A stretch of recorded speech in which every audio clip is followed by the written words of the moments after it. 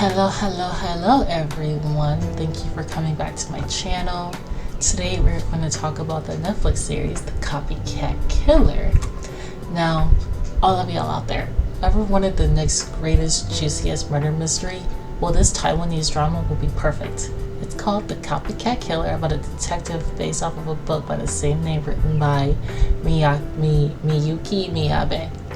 This thriller set in the 1990s of Taiwan is basically about this guy.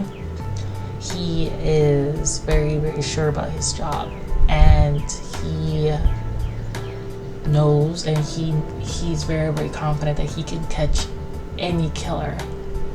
But the difference is this specific killer is the type of person that likes to mess with your mind and like to manipulate, different shit.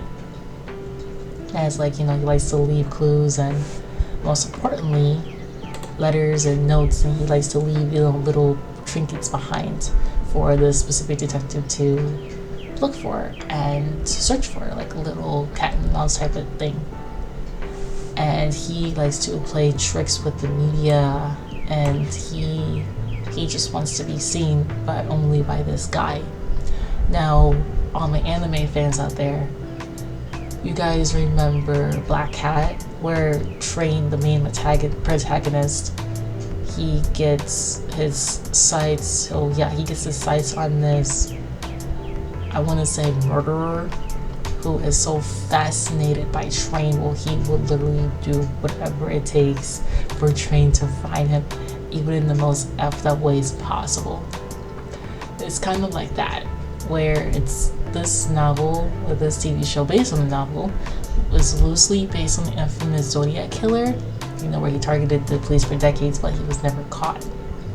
But also, this case reminds me of another murder that happened in Japan around the same year, like in 1997, where what he was known as the Kobe child murders, where a 14-year-old Japanese boy by the name of Shinjiro Azuma, also known as his alias Saito Sakabara, where he targeted his classmates or people that he went to school with. I don't really know if there was classmates or not, but his first murder was found where he decapitated a young boy around around the same age as him, and he left the young boy's head on the front gate right by the entrance of the school. And he also left a letter taunting the police, where the same thing, he would play a little cat and mouse with the officers at the time. And there was another murder that he did where he murdered 2 young girls, or maybe more than that, but he would say that he wanted to do experiments on their bodies to know what makes a human being a human being. So yeah, that kind of reminded, this series also kind of reminded me of that, because this series is so gruesome, where it's like it takes you there. You're watching it from your couch or your bed, but it takes you and you feel for these characters. That's what makes this show so great, because like the acting in this series is amazing, especially the guy who plays one of the killers.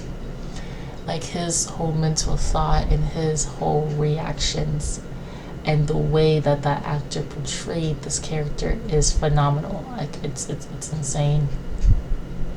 And after Saito, or Akuma, whatever hell his name is, after he was released from prison, he wrote a biography where he explains in grave detail about why and how he feels gravely sorry about taking the young lives, especially the parents that have lives that he has changed. And in the series, it kind of like puts like To Catch the Dragon, where like, I don't know if you guys ever played that game where like you try to catch the dragon, but like he's never really like there. It's like all just in your head. It kind of like feels that like everything that's going on is like all mental instead of physical, because that's what this killer wants you to think. He wants to just get inside of your head. And so the story starts off, right? where one day him, a reporter, and a news anchor are all put into this cat and mouse game where at this park a woman's severed hand was found, and that's literally what triggered all this BS, you know what I mean? And you're introduced to a bunch of suspicious characters where you're constantly thinking in your head, oh, he's the killer.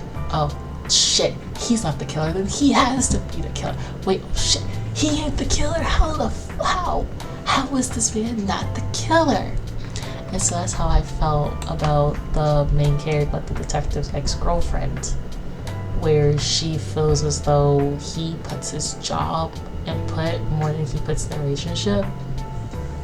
I know he apologizes for the shit, but it's like last minute apologies after, you know, just watch the show. You'll be crying and you'll be screaming the whole freaking time. And like there's one scene where one of the girls, she's in the back of a van after she just got kidnapped, and she sees her father and she's just banging and she's screaming at her father.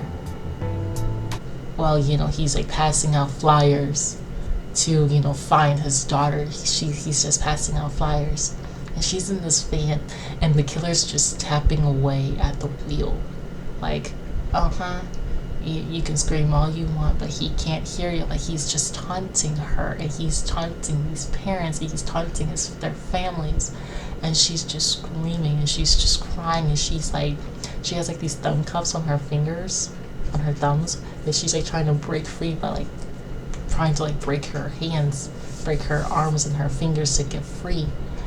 And she's like banging her head against this glass, and she sees him looking at her, and this like at this moment you can see like this smile, and like this whole like her whole face just changed. Like at first it's like sadness and grief, and it just turns into happiness where she thinks that she's going to get saved.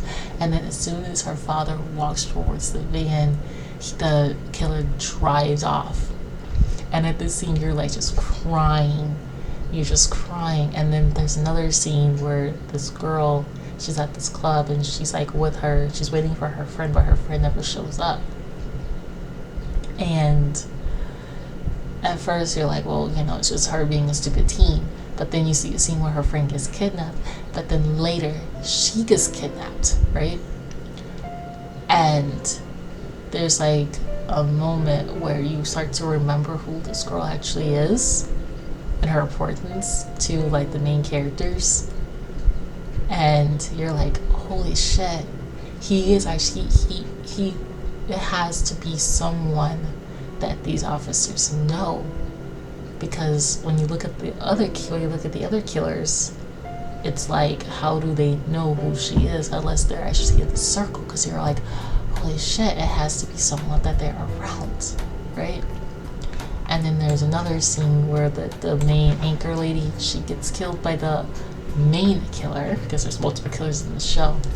And that also kind of reminded me of like a case that I heard back a couple of years ago in Japan of 2019, where a woman was found dead in a love hotel where she was suffocated, and she was found with her legs and wrists tied. Her name was Hiromi Araki, and she was only 36 years old. And they made like her case kind of sounded a little connected to the anchor's case, because the way she died was also very, very unknown to a lot of people, especially to the press, because no one really knew why the killer targeted her. But then, you know, we start putting two together where it kind of makes sense, because the killer was only trying to give her a piece of her own medicine, because this specific anchor, she bullied and she would target these victims as if they weren't necessarily victims. You know what I mean? So you're like, it's kind of like a mixed feeling, because you feel sorry for her, but then you kind of don't, because it's like, well, shit, you shouldn't have taunted this man. You shouldn't have just kept your mouth shut, and you wouldn't be in this position.